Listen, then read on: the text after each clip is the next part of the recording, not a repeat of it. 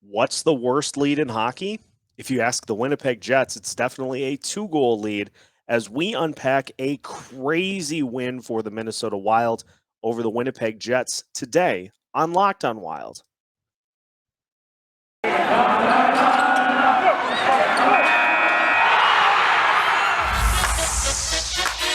You're Locked on Wild,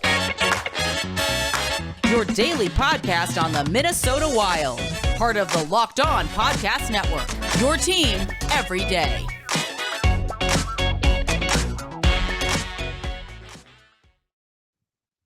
Welcome to another episode of Locked on Wild, your daily Minnesota Wild podcast, part of the Locked on Podcast Network, your team every day. Thank you for making Locked on Wild your first listen every day. And just as a reminder, we are free and available wherever you listen to podcasts. On today's episode of Locked on Wild, we recap the crazy 6-5 win in overtime for the Minnesota Wild. We look at how the Wild were able to complete the comeback, some of the positives and negatives to take away from the game, and a couple of big questions that need to be answered the rest of the season. So a lot to unpack after one of the craziest games over the last couple of years that we've seen. My name is Seth Topal, host of Locked on Wild, veteran Minnesota sports content producer, having covered Minnesota sports for over the last decade and helming my first full season of coverage as host of Locked on Wild. Happy to have you along for a Wednesday edition of the show. We are recording this late on Tuesday night, still trying to wrap our heads around what happened for the Minnesota Wild at the XL Energy Center. 6-5, the final score for the Wilds. They get the win in overtime, and there's so many things to take away from this game.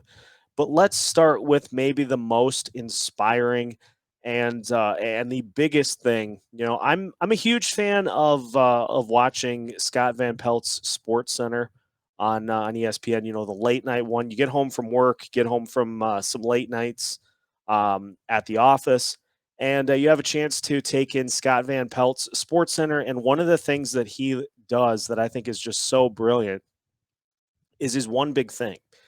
And if you want to kind of use that same method to pull one big thing away from this Minnesota Wild win last night, this Wild team is never out of a game. And just from a top level, before we start to really dive in, from a top level, the Wild did not have their best stuff tonight. They committed too many penalties. Cam Talbot was not on his game, and the defense did not really help him out that much. The Wild made a lot of turnovers in their own zone, and that led to a lot of great chances for Winnipeg and an empty netter in the third period. It looked like this was going to be a rough night for the Minnesota Wild in their home opener, and that they were going to have to start to look at what has happened to the team against the Winnipeg Jets over the last couple of years. The last time they faced the Jets, they were eliminated from the playoffs in the bubble. So not a great, potentially great night for the Wild, but as good teams do, and that is another piece to pull away from tonight's game. As good teams do, the Wild were able to rally, they were able to tie the game, and they were able to win it in overtime because they got, despite Cam Talbot not having his best night, they got the one save that they needed in overtime. The 2-on-1 coming down towards Talbot. He makes an amazing save, and the Wild are able to take the rebound the rest of the way. A 3-on-1 tic-tac-toe with Zuccarello, Kaprizov, and Joel Eriksson Ek, and they're able to light the lamp and give the Wild a win that a lot of people assumed was not going to happen. That's what good teams do, and that is what this team is. Teams that are good are able to overcome odds and still win games. If you look at this Minnesota Wild squad from within the last, 2 or 3 years even before this year, this is not a game that they would have won because past Wild teams have focused exclusively on playing good defense and getting good goaltending and winning games in gritty fashion by scores of 3-2, 2-1, um, scores like that. They were not a team that put a lot of goals on the board because they didn't have true game breaker type players. And so a couple of years ago, 4 years ago, this is not a game that the Wild would have won. There were too many obstacles for them to overcome in order to win this game. Too many penalties, too many power play opportunities for the Winnipeg Jets that they capitalized on. This is not a game that previous Wild teams would have won. And yet, this year's Wild team came down to the wire, came into the third period trailing. Winnipeg got a goal to make it 5-3. And at that point, it looked as though things were pretty much signed, sealed, and delivered for the Wild, but they did not quit. Marcus Foligno and Joel Eriksson Ek able to give the Wild a goal to get them within one, and the game tying goal with under a minute to play in regulation. And then Joel Eriksson Ek gets the game winner in overtime. This Wild team has made this a common occurrence over the last couple of seasons, and that is because they have developed game-breaking talent. This Wild team has players in Kirill Kaprizov, Kevin Fiala, who can take over games on their own, and players that are just under that level of play in Matt Zuccarello and Joel Eriksson Ek that can assist on the nights where those two do not necessarily light it up. The Wild have enough talent to where they need to be considered major players every single game of the season. And what we saw tonight is not by accident. This is what good teams do when they don't have the winning formula on a given night. They find a way to overcome adversity and to win. And that is exactly what the Minnesota Wild did tonight. Credit to Winnipeg. They came in shorthanded tonight. They were without Blake Wheeler. They came in with just 11 forwards, and they did a lot of good things here tonight. They capitalized on Wild mistakes. They took advantage of power play opportunities, which was something that they had not done, at least early on in the season. They took advantage of power play opportunities here tonight. They were able to get a couple of goals past Cam Talbot, and they put themselves in an opportunity to win. But that is the difference between Winnipeg and the Wild, is that the Wild found themselves down in the third period, and they were able to muster up enough to tie the game and to win it in overtime. This is what good teams do. And this is the thing that you need to pull away from today's show, is that a game like tonight shows how far the Wild have come from being a team that is just a perennial good team, good enough to make it into, the first round of the playoffs and to play good enough in the season to be able to be in that conversation at the end of the year. Over the last 2 years now, we've seen a shift, and this Wild team is entering the great team realm. They have entered the great team realm with what tonight's win did for them. A 2-goal deficit in the third period, and they get it to overtime on a night where nothing was going right for them. That's what good teams do. And so that is the one big thing to take away from tonight's game, is that the Wild are not a good team. They are a great team.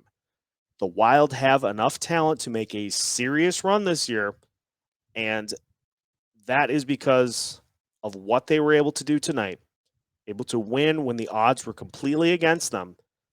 And this is something that is going to carry on throughout the rest of the season, which is why the Minnesota Wild can never be counted out of any game that they play in the rest of the way. So an unbelievable effort for the Minnesota Wild in tonight's game, and it leaves us with a couple of questions that we can pull away from tonight's effort and look at the rest of the way, including whether or not Joel Eriksson Ek can make it as a top-line center for this team. We got our answer tonight, And so we will look at the reason why and what exactly Joel Eriksson Ek has done to unlock this top line. We will look at that. Plus, we're going to take a look at whether or not Cam Talbot can continue to lead this team in the net if he is good enough to be able to get this team to the level that they want to go. Couple of talkers to finish off today's show. That is next here on Locked On Wild. This fall, Built Bar wants to help you celebrate freedom of choice. Did you know Built Bar has an amazing lineup of delicious flavors? They include coconut, cherry barcia, raspberry, mint brownie, double chocolate, salted caramel, strawberry orange, cookies and cream, and German chocolate. If you're looking for a flavor to start with, though, raspberry is definitely my go-to. But if you're not sure where you want to start, just grab a mixed box and you'll get 2 each of those delicious flavors. Not only are Built Bars amazing tasting, they're also healthy as well. Each Built Bar contains 17 to 18 grams of protein, ranges in calories from 130 to 180, contains only 4 to 5 grams of sugar and only 4 to 5 grams of net carbs. Amazing tasting, amazingly healthy. What's not to like about a Built Bar? So go to built.com and use the promo code LOCKED15 and you'll get 15% off of your order. Again, use the promo code LOCKED15 for 15% off at built.com. Continuing today's episode of Locked On Wild. And again, thank you for making Locked On Wild your first listen every day. One of the questions that I posed with Alex Micheletti the last time he was on the show is whether or not Joel Eriksson Ek was indeed what we could call a number one center for this Wild team. Obviously, there was a lot of rumblings in the offseason as to whether or not Jack Eichel was a better fit for that role. If this Wild team has, bigger aspirations to try to make Marco Rossi the number one center for this team. Well, I think, and yes, third game of the season, so we're not trying to get too over the top with what happened, but third game of the season, and this top line for the Wild, the Joel Eriksson Ek, Kirill Kaprizov, Matt Zuccarello line, took over. Take a look at what they were able to accomplish here tonight. These stats courtesy of friend of the show, regular contributor, who will be coming back on here soon, Brett Marshall of the Sound the Foghorn podcast. The Kaprizov, Eriksson Ek, and Zuccarello line tonight included their individual numbers. Eriksson Ek had his first career hat trick. He was also 18 of 24 on faceoffs. Kaprizov had 3 assists, and Zuccarello had 2 goals and 2 assists. As a line in 5-on-5 situations, this group had 10 minutes, 13 seconds of ice time. They scored 1 goal together. They had a 63.48 Corsi 4 percentage. And again, Corsi 4 percentage is the rate at which your line controls the puck during the course of the game. And 50%, is average, is right where you want it to be. And so 63.48% for that line specifically when they were out on the ice. And they had a couple of shifts where it was just an absolute, just grinded out type of performance in which they did not surrender the puck, just could not get it out of the Winnipeg end. And this line absolutely hit another level here tonight. They also had a expected goals for percentage of 88.07, which is also just ridiculous. They had 10 scoring chances compared to 2 for the Jets' opponents while this line was on the ice. And they had 4 high danger chances to none for the Jets when this line was on the ice. So again, shout out to Brett Marshall for putting those stats together in a tweet that I happened to find before the show started. So wanted to hit on that for sure for this episode. And, it just speaks to, we had kind of quiet, at least from a numbers perspective, nights to start off the season, the first 2 nights of the year for those three, but not a quiet night at all for for those three guys in their third win of the season. And so the question that we got to um, as the season was starting is Joel Eriksson Ek going to be good enough to be the top line center for this team? And we were getting to the point where it didn't seem like it was quite working, and you're getting Victor Rask taking shifts with Kaprizov and Zuccarello just to try to kind of get those guys going. Well, tonight, I think that erased any doubts whatsoever that this line is capable of producing at a very, very high number. Because let's just look at those numbers that I threw at you. Joel Eriksson Ek going 18 of 24 on faceoffs. That is massive. Winning faceoffs at a 75% clip for a team that has really, really struggled to win faceoffs over the last couple of seasons. The Wild dominated the faceoff circle against the Jets, outwinning them 36-26. And so you've got Eriksson Ek, who is more than capable of winning faceoffs as the top line center, replacing Victor Rask, a guy who was maybe slightly under 50%. And I know this is not going to be every night for Joel Eriksson Ek, but a guy who is you're going from a guy who is right around 35-40% face-off wins to a guy who can get you 45 to 50 and maybe even above that. That's a huge difference, especially if those happen later in the game. And so Eriksson Ek brings a good knack for winning faceoffs. He was able to he's able to, and he benefited from with Marcus Foligno and Jordan Greenway. He benefited from being able to cash in on a lot of rebounds right around the net. And who better to just continuously cycle things through on the offensive end than Kirill Kaprizov? And him and Zuccarello have just an unreal chemistry together. Who better to benefit from those guys just continuing to motor around the ice and being able to chip in rebound attempts? And we saw it on full display in the overtime period, the game winner, which featured all three of those guys getting in on the action on the 3-on-1 and a little tic-tac-toe.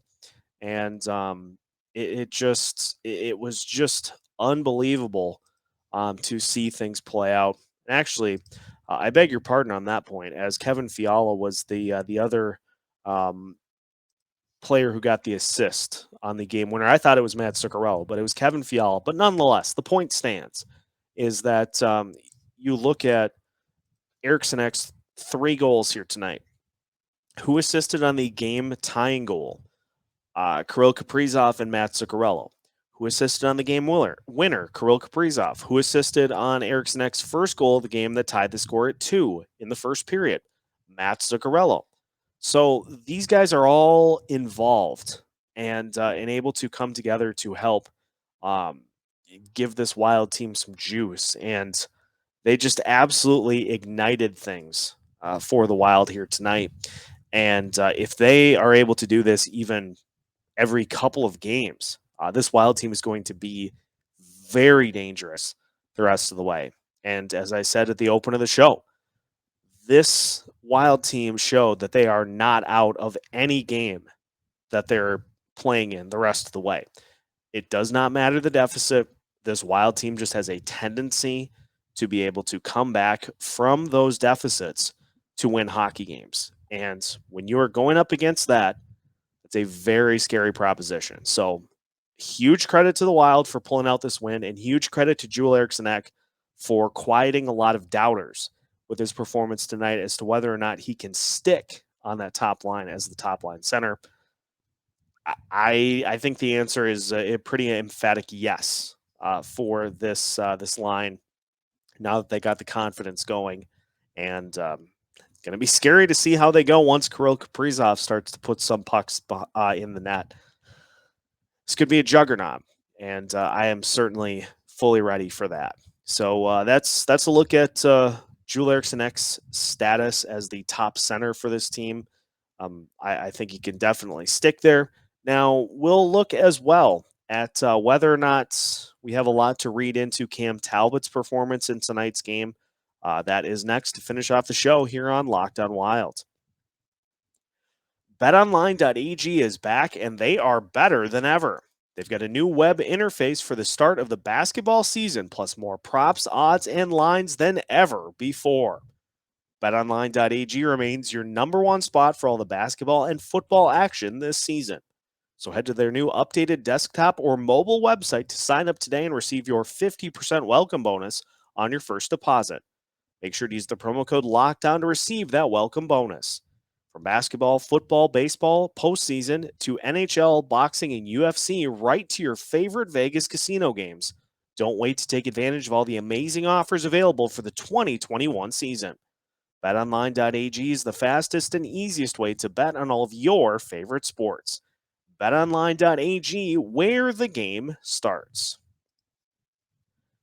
Final segment of today's episode of Locked On Wild. And again, thank you for making Locked On Wild your first listen every day.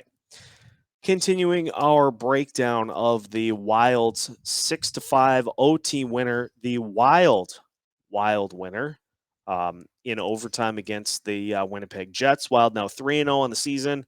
Winnipeg falls to 0-2-1. So we talked about kind of the good thing that came from this game is that Joel Eriksson Ek looks as though he is certainly ready to step in and take over for this team.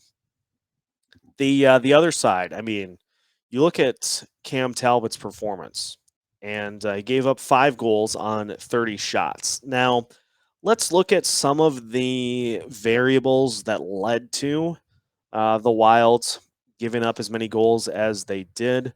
The Wilds had 8 penalties in this game.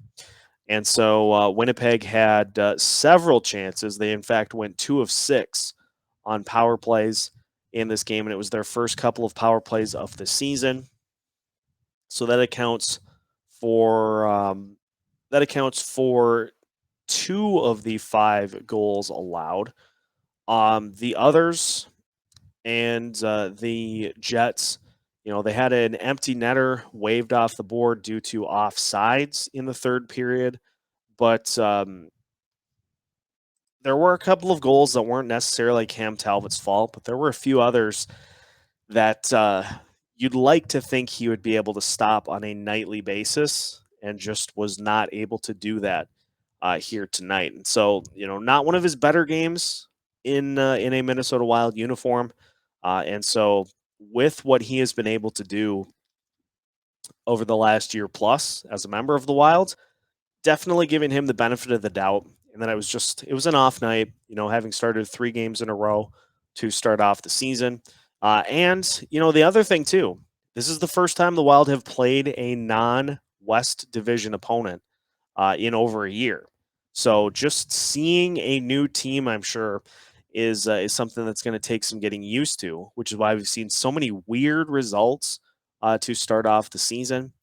And so, I can give Talbot a pass for that as well, and that he's just not used to seeing other teams other than the 7 that the Wild saw last year, and to start off this year as well. And so you look at Talbot and what he is. Is he a goalie that can get you on a run?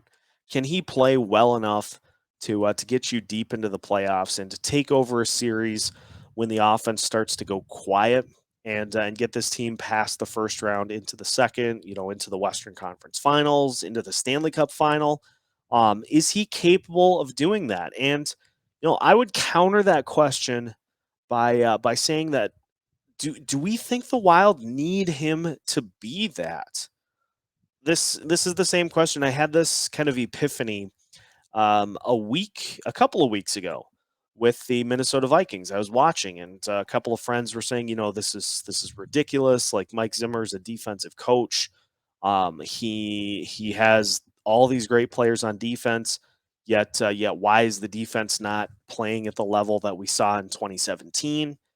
And I just, I heard all of those arguments, and I thought to myself, like, Do we need the Vikings defense to play at that level every week? I mean, the Vikings have a pretty good offense.